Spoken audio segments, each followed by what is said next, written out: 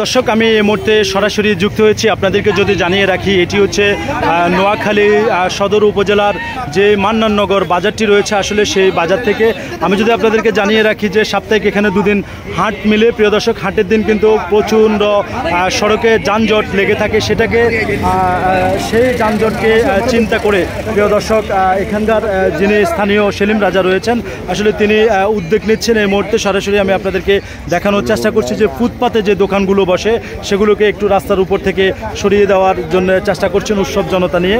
আমি আপনাদেরকে সরাসরি দেখানোর চেষ্টা করছি। আরেকটা বিষয় যদি জানিয়ে রাখি যে সাপ্তাহিক দুদিন এখানে হাট মিলে। সেই হাটে প্রিয় দর্শক রাস্তার উপরে সবজি বিক্রেতা থাকার কারণে, ক্রেতা থাকার কারণে কিন্তু যানজট সৃষ্টি হয়। সেই যানজটকে কেন্দ্র করে সড়কে থেকে প্রায় 3 ফিট দূরত্ব বজায় রেখে প্রিয় দর্শক খুঁটি গেড়ে দিচ্ছেন যেন এই খুঁটির বাইরে তারা দোকানপাট করে। আমরা এই মুহূর্তে সরাসরি যুক্ত হব এখানকার যে স্থানীয় সেলিম রাজা, আসলে যার উদ্যোগে আপনারা দেখেছেন যে তিনি সতত নিষ্ঠার সাথে সামাজিক কাজগুলো করে যাচ্ছেন এই অত্র এলাকাতে। আমরা তার সাথে একটু যুক্ত হব। আসলে মান্নাননগর বাজারে দীর্ঘদিন পর্যন্ত যানজট লেগে থাকে। এই যানজট লাগার কারণ হচ্ছে রাস্তার সাথে দোকানদাররা বসে, এরপর ক্রেতা থাকে রাস্তার উপরে। এই কারণে যানজট সৃষ্টি হয়। এই যানজট সৃষ্টি হওয়ার কারণে আমাদের বাজারের ব্যবসায়ীদের অনেক ক্ষতি হচ্ছে। যতবার নিষেধ করা হচ্ছে এরা কিন্তু করতেছে না। আজ থেকে আমরা বাজারে সীমানা করে দিচ্ছি। এটার ভিতরে ব্যবসায়ীরা, কাঁচামালের ব্যবসায়ী সপ্তাহে 2 দিন বসে, ওনারা আমাদের এই সীমানার ভিতরে থাকবেন এবং আমাদের যারা বাজারে ব্যবসা করেন ওনাদের যেন কোনো ক্ষতি না হয় এবং যানজট যেন বাজারে সৃষ্টি না হয়, এই কারণে আমরা এই কাজগুলো করতেছি। এই যানজটের কারণে আমাদের বাজারে ব্যবসায়ীর ক্ষতি হচ্ছে এবং যাত্রীরা ভোগান্তিতে পড়তেছে। ঠিক আছে, আপনাকে ধন্যবাদ। সবুজ টিভির মাধ্যমে আমরা আপনাদেরকে আবার ঘোষণা করে দিচ্ছি, রাতের 12টা আপনাদের কোনো ছেলে ভাই ভাতিজা আড্ডা দিতে পারবে না। সে বাজারে ব্যবসা করে না, তার কোনো কাজ নাই। আপনারা আপনাদের ছেলে ভাই ভাতিজাকে ডাক দিয়ে দিবেন, তারা যেন রাতের 12টায় না থাকে। আপনার সন্তান রাতের 10টা 11টা সে বাজারে কেন থাকবে? তাই সে থাকবে কোথায়? পড়ালেখার টেবিলে। আপনি আমাদেরকে সহযোগিতা করেন, ইনশাল্লাহ আপনার ছেলে যদি এভাবে আড্ডা দেয়, ইনশাল্লাহ আপনি যদি সহযোগিতা করেন আমাদেরকে, আপনাদের ছেলেরাও ইনশাল্লাহ ভালো হয়ে যাবে। ধন্যবাদ সবুজ টিভিকে, ধন্যবাদ মান্নাননগরের ব্যবসায়ীদেরকে যারা আমাদেরকে সহযোগিতা করেছেন, তাদেরকে আমি আমার ব্যক্তিগত পক্ষ থেকে ধন্যবাদ জানাচ্ছি। আসসালামু আলাইকুম রহমতুল্লাহ।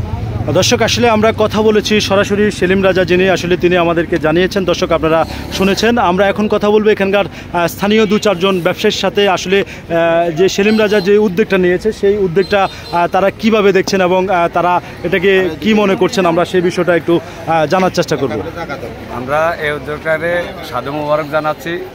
এই উদ্যোগটা আসলে আমাদের সমাজের জন্য কাম্য। যেখানে আমাদের অনেক এলাকার পোলাপাইন আছে, এরা বাজারে আড্ডা দিতে যাইয়া অনেক মানুষের সাথে, খারাপ ছেলেদের সাথে সম্পৃক্ত হইয়া মাদকে আসক্ত হচ্ছে। এরপরে এখান থেকে ফ্যামিলি ক্রাইসিসে পরে সিএনজি গিরাও করতেছে, মানুষের জানমালের ক্ষতি করতেছে, বাজার চুরি হচ্ছে। এসব উদ্যোগের কারণে যুব সমাজ যেন রাত্রে 11টার পর বাজারে না থাকতে পারে, সেই উদ্যোগটা আমরা সাধু মোবারক জানাচ্ছি। আর আমাদের এই বাজারের মান্নাননগর ব্যবসায়ী, এটা চতুর্দিকে রাস্তা, 4 রাস্তার মোড়। এখানে বাজার যখন সপ্তাহে 2 দিন হাট বসে, এই হাটের সময় অনেক যানজট সৃষ্টি হয়।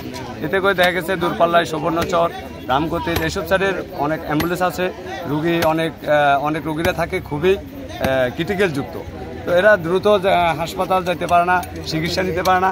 এসব উদ্যোগের কারণে বাজারের যে রাস্তার উপরে দোকানদারগুলা, এগুলা সরানোর উদ্যোগটা আমরা সাধু মোবারক জানাচ্ছি এবং আমাদের বক্তব্য শেষ। ধন্যবাদ। দর্শক, আমরা কথা বলেছি এখানকার ব্যবসায়ীর সাথে, তিনি আমাদেরকে এমনটি জানিয়েছেন। আমরা আরেকজন ব্যবসায়ীর সাথে যুক্ত হব। প্রিয় দর্শক, আমরা আরেকজন ব্যবসায়ীর সাথে যুক্ত হব, জানতে চাইবো। আচ্ছা বলেন তো, এই যে সেলিম রাজা যে বাজারে উদ্যোগটা নিয়েছে বা যানজট নিয়ন্ত্রণ করার জন্য এবং ব্যবসায়ীদের কল্যাণের জন্য এবং সামাজিকতা যে কাজটি করছেন এবং যারা বা ছেলেপেলেরা বাজারে বাজেভাবে ঘুরছে, সেই বিষয়টাও তারা কিন্তু সেলিম রাজা কিন্তু সেটাও নিয়েও কথা বলেছে। তো এই সব কিছু মিলিয়ে এই বিষয়টাকে আপনি কিভাবে দেখছেন?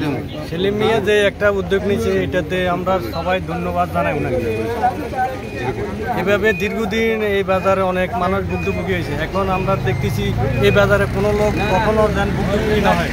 আমরা ছেলে মেয়ের পাশে সর্ব টাইমে আছি আর থাকবো। ধন্যবাদ। তো প্রিয় দর্শক, আপনারা শুনেছেন যে এখানকার স্থানীয় যারা আছে ব্যবসায়ী, তারাও এমনটি জানিয়েছেন যেন কোনো প্রকারের সড়কে যানজট না হয়। তো এই ছিল আমার কাছে নোয়াখালী সদর উপজেলার মান্নাননগর চৌরাস্তা বাজার থেকে সর্বশেষ খবর।